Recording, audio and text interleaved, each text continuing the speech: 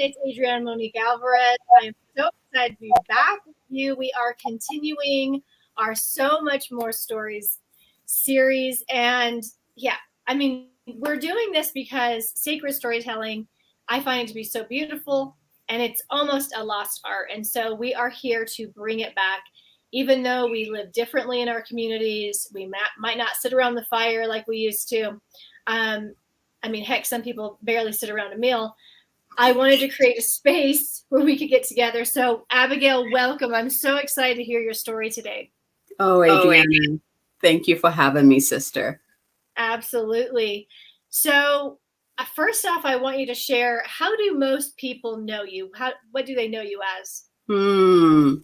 Most people know me as the goddess activator, the divine feminine embodiment mentor, the multidimensional healer, the host of the Sovereign Divinity podcast, the founder of the Moon Goddess Academy and the Moon Goddess Publishing. But there's so much more to me than those. Yes, there is. Oh my goodness. And is there anyone that you want to dedicate this story to? This story is dedicated to all those who have forgotten who they are and are ready to remember their purpose. Beautiful. I'm going to have you take it away and share your story. Thank you. So I'm going to take you on a journey to meet my younger self. Now, she's been very active lately, and there's a reason for that. Like we've all had this question when we were younger, where we had adults or our teachers asking us, who do you want to be when you grow up? And, you can say you want to be a nurse, or you want to be a farmer. You want to, like we have imagination, an astronaut, a doctor. And for me, when this question was asked to me, like recently, to allow me to go back and get that answer, I could not put a pinpoint on it. Where I was led to was that, other people saying, like I could hear other people saying, that girl, she's going to be a doctor when she grows up. Like them telling my parents, you need to get her abroad. She's going to be a doctor when she grows up.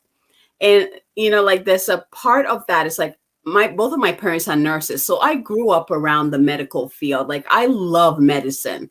I love learning about the human body. I love sciences, like it is beautiful to me. And there's so much more to the human body.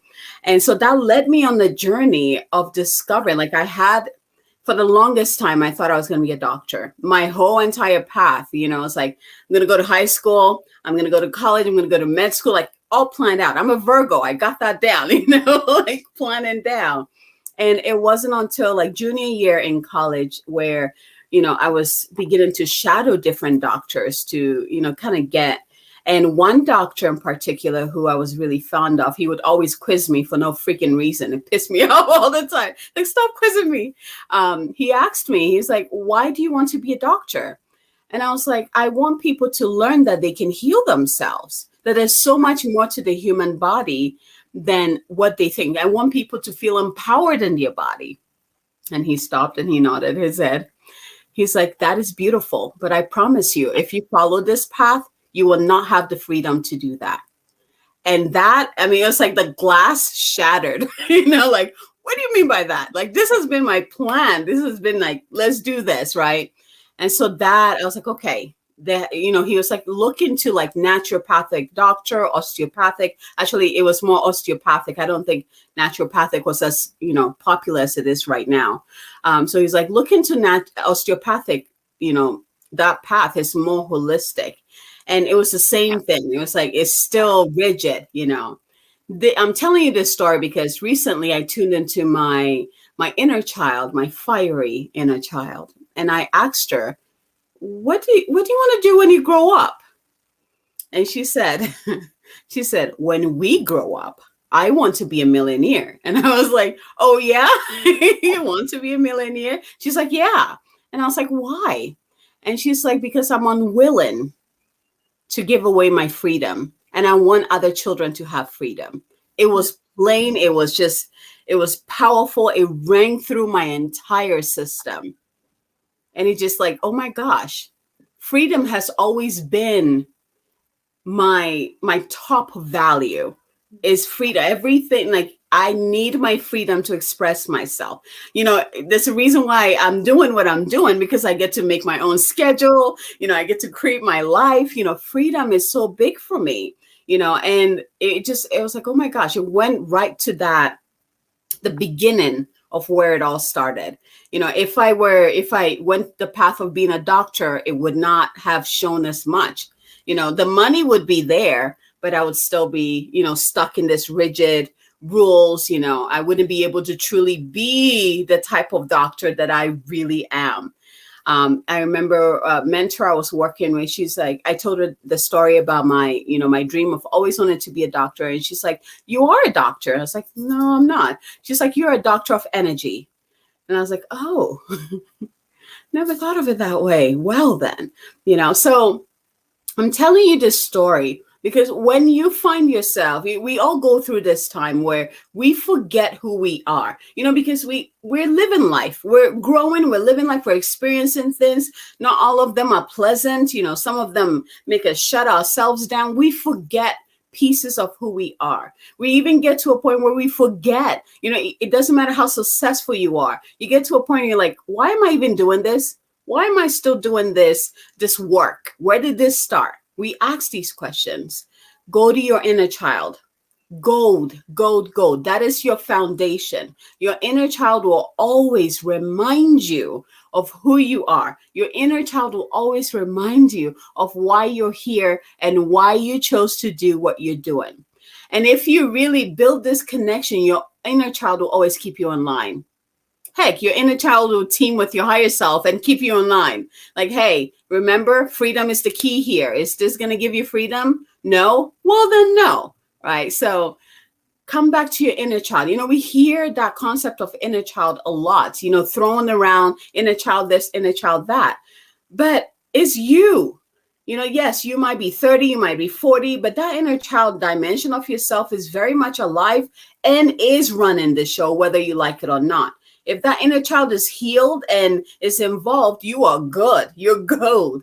If that inner child is still wounded, that is what is running your life right now. That is what is happening in your life right now. So it is so worth it. It's so gold to spend time, energy, resources to build a stronger foundation and build that stronger connection with your inner child. You will not regret this. Woo, Abigail. Oh my goodness. Preach, preacher. We need our own church. That's what we need. Oh my goodness. I absolutely love that. And it's true. You are a doctor. You're not the doctor in the framework and one definition, but you absolutely are. And I've got to experience you and your work, and yeah.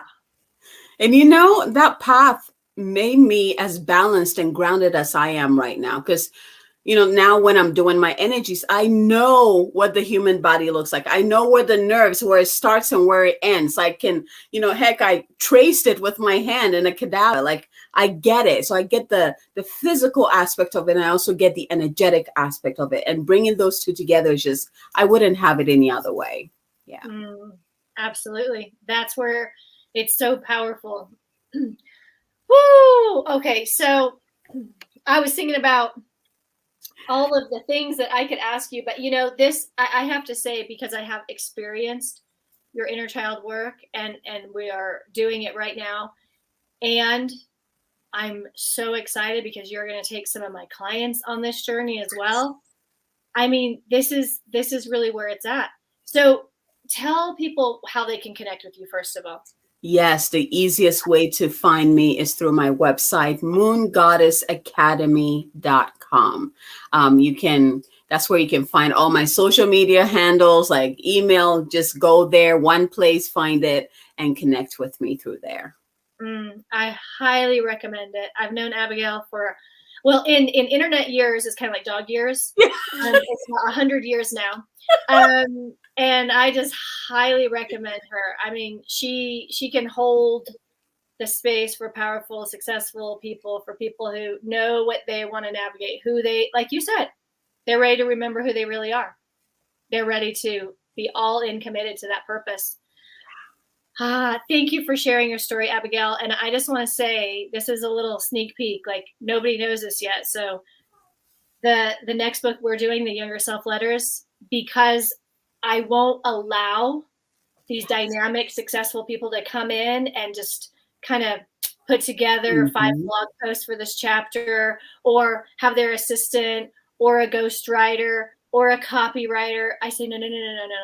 You have to write this chapter. You have to determine an age, a season, and you write the entire chapter to yourself at that time. And so Abigail and her inner child work is going to be part of the process that every contributor goes through, so that we arrive at the deepest, most intimate, loving, connected chapter ever. And watch out. It's like you said, once you connect to that child, it's on. So thank you, Abigail, for being part of the Younger Self Letters project. I want to remind anyone and everyone, if you know that you want to share your story in this way, from this angle, this is not expert knowledge. I'm going to have you take that hat off. This is about sharing the stories that open people's hearts, and it's put on a huge platform, the USA Today bestseller list. I have put a link and where you can learn more. Abigail, thank you for taking us on that journey, and thank you for the work that you do. Thank you for having me, my dear. Thank you. And here's to having our inner child and our higher self. Yeah, bring them together. Let's do this. Yes. All right. Until next time. Bye. Bye, everyone.